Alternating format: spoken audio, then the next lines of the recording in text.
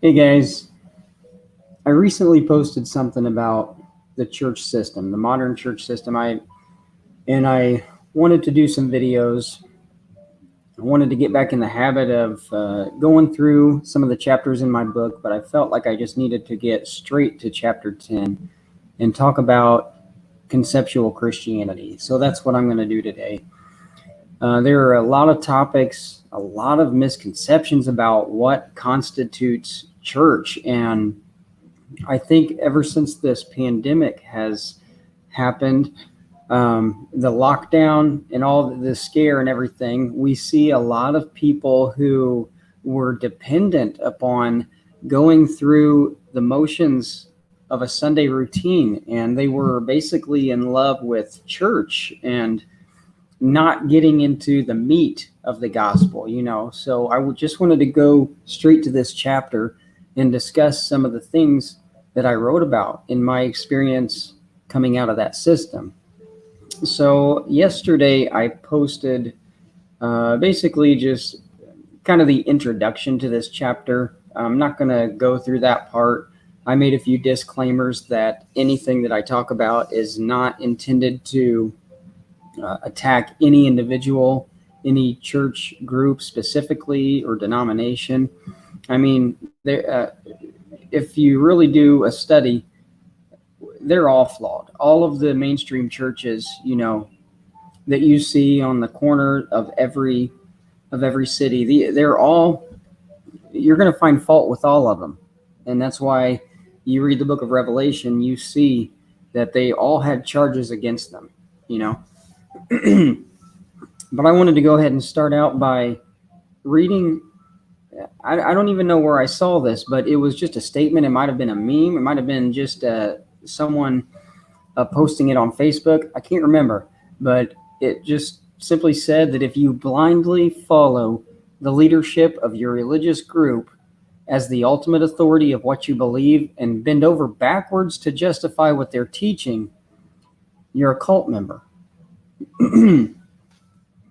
Now, when it comes to the methods and practices of modern churches, there are many strategies that have been implemented to gain the trust of guests, converts, casual attendees, and members.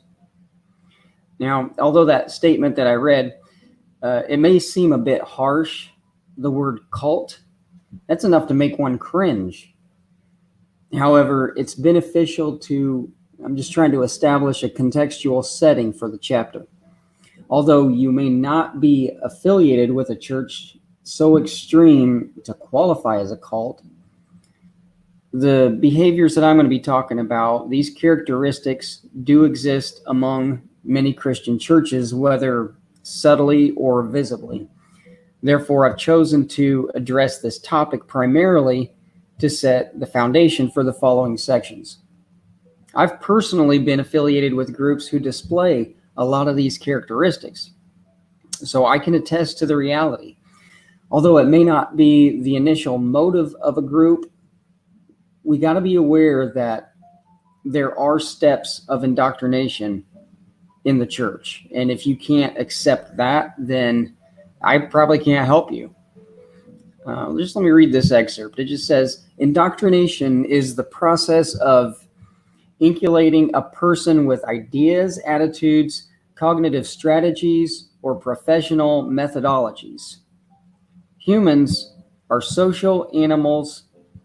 Humans are a social animal inescapably shaped by cultural context, and thus some degree of indoctrination is implicit in the parent-child relationship and has an essential function in forming stable communities of shared values.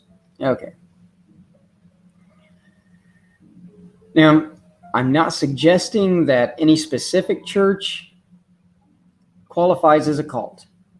And if this is the impression that you're getting, then you've misunderstood what I'm saying.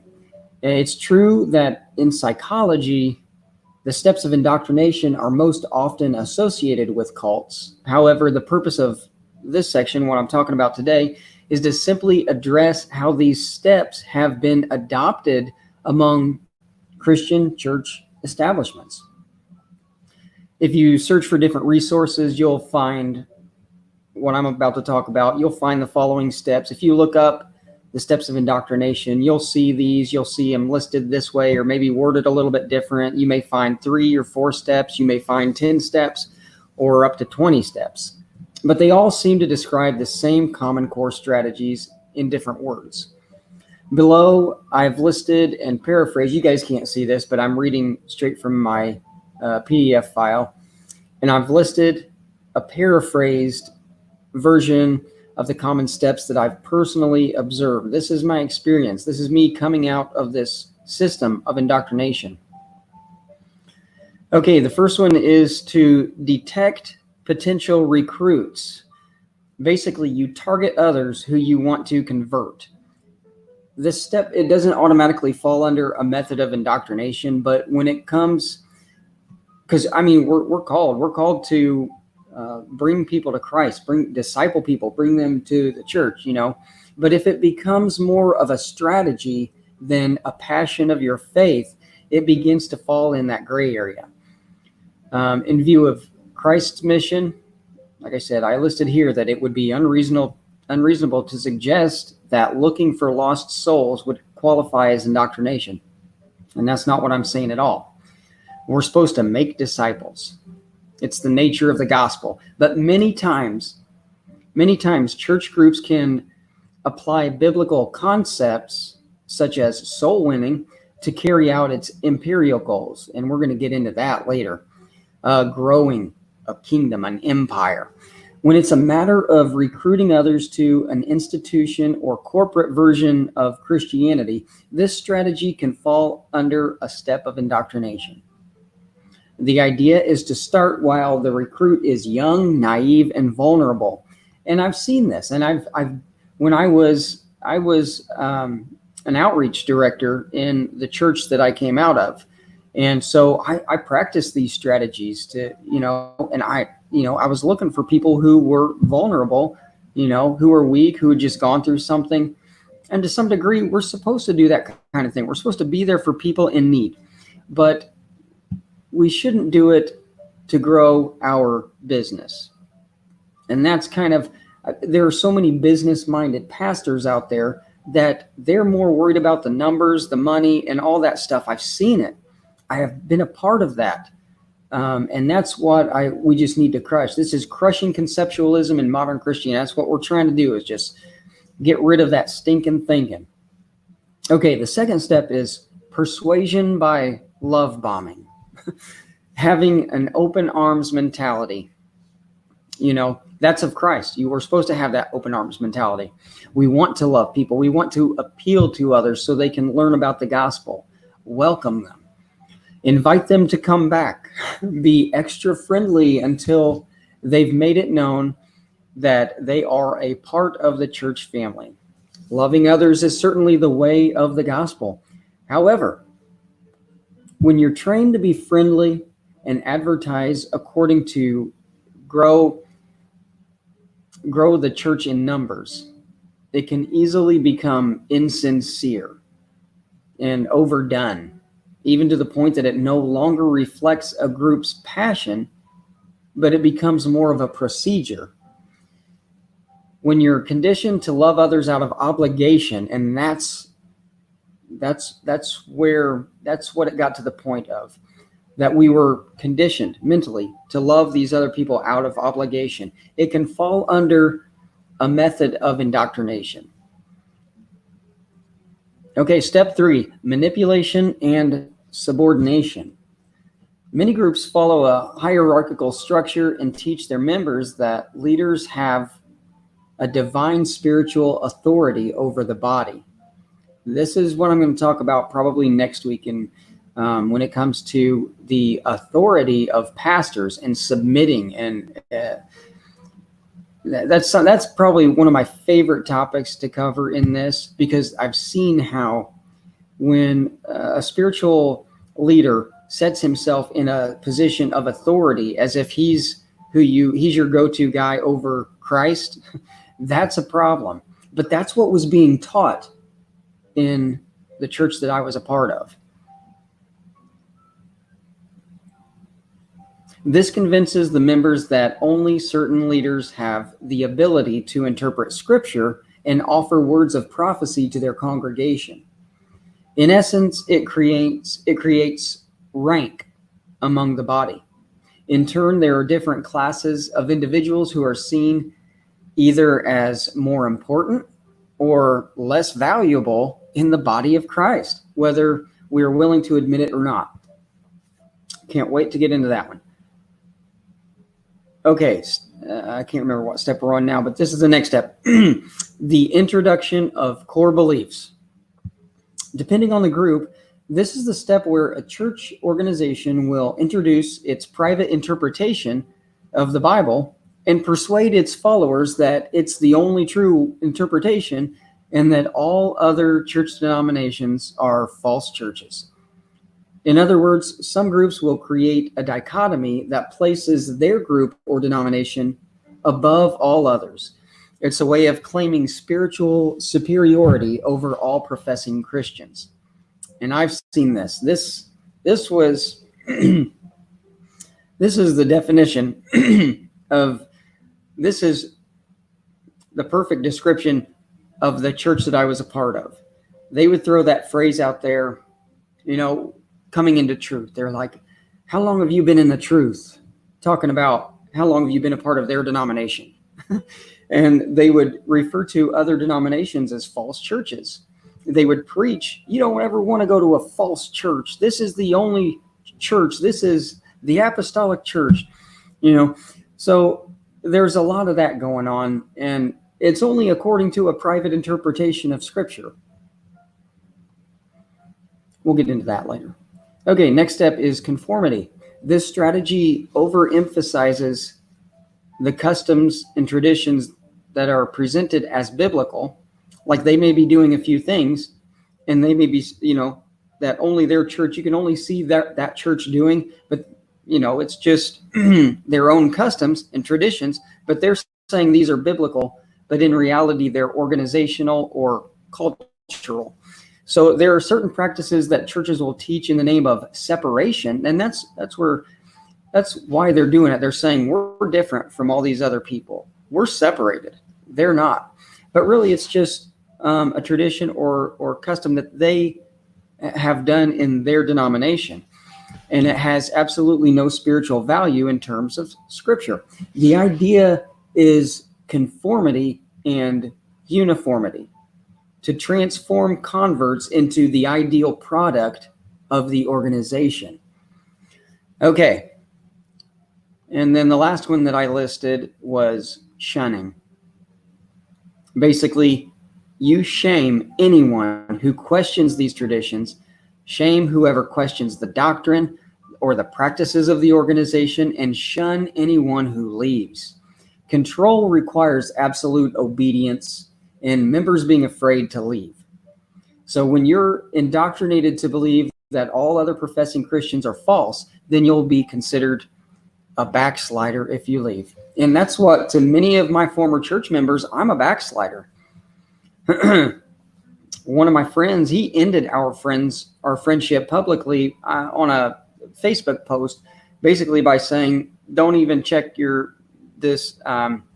something to the effect of, I had to comment, but don't even try replying because I won't even be able to see your reply, because basically he was ending it. And he said, I just hope you get your heart right before the terrible day of judgment, implying that I'm going to hell because I left their church system. And that really hurt. It was a good friend of mine, one that I felt like I was closer and opened up to than a lot of other people in that organization. So basically, if you leave the organization, you've denied the only way of salvation. That's basically how they see it. Okay. Some of these steps may seem extreme. However, I've personally been involved with organizations that exercise these steps. And like I said, the first few steps might hardly qualify as indoctrination until you realize they lead to other areas of programming.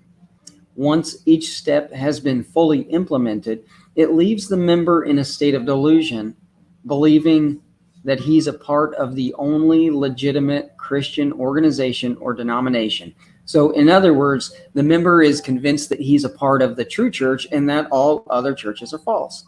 And that's how it works. That's how it did work in the denomination that I was a part of. And I don't care at this point. It's not like I'm going to throw any church name under the bus. If you know me personally, you'll know what churches I came from. So I'm not going to mention any church names, but I will mention the denomination and the belief system. It was a Oneness Pentecostal church. And they often refer to themselves as the Apostolic Church. Basically, kind of what they're doing with that term is, because apostolic, I love that word, and I love the definition of it. It's basically anything pertaining to the apostles.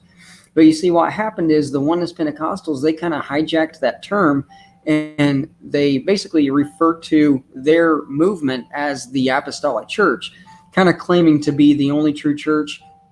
They're the only ones who are apostolic. But no, it's not like that. They are not the only apostolic church. In fact, I wouldn't even classify them as an apostolic church because of the flawed doctrine that they teach.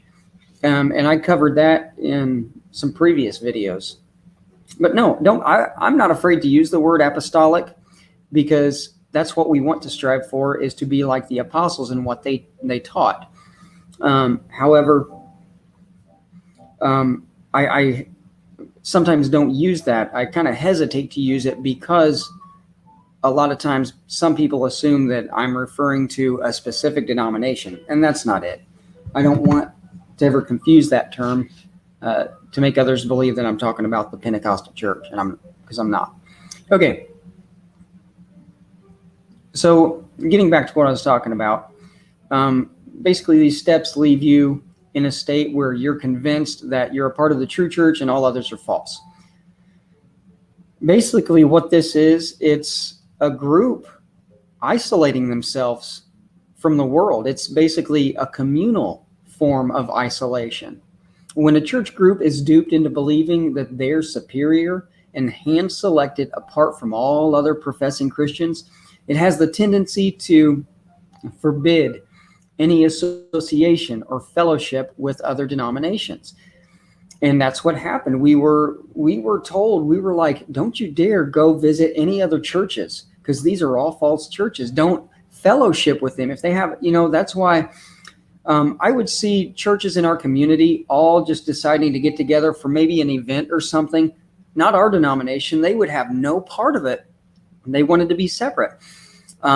They would consider all these other churches and what they're doing just to be false efforts towards, winning people to God. They would tell us that no, that all they're doing is bringing other people to a false version of the gospel.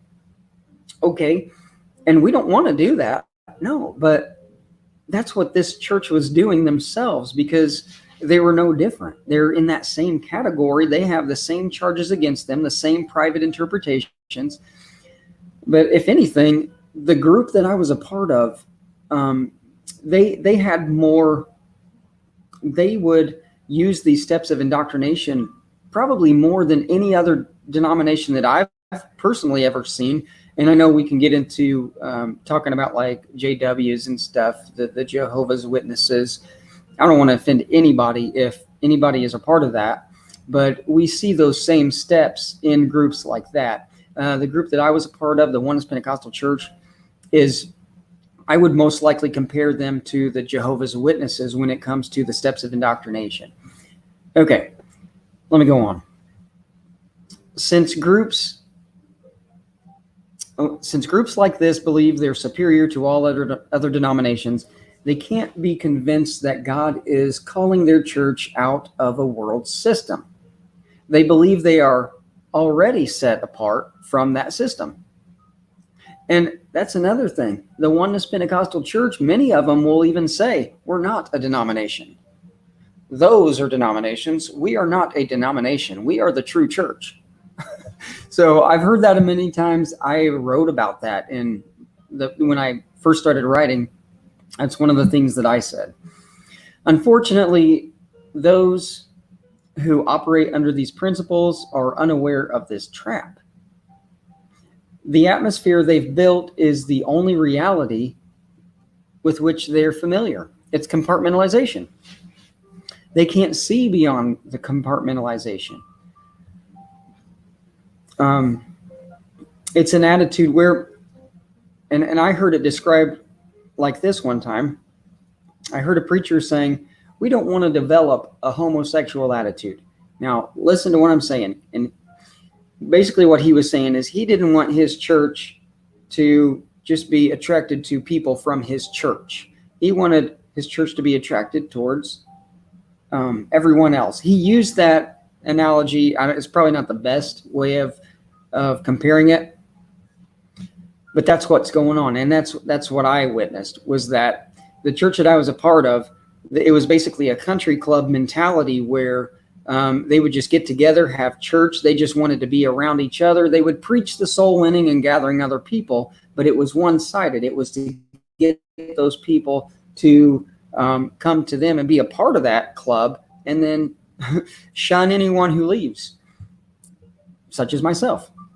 Okay, moving on. The following sections, and I'm talking about what I'm writing about, the sections in this book.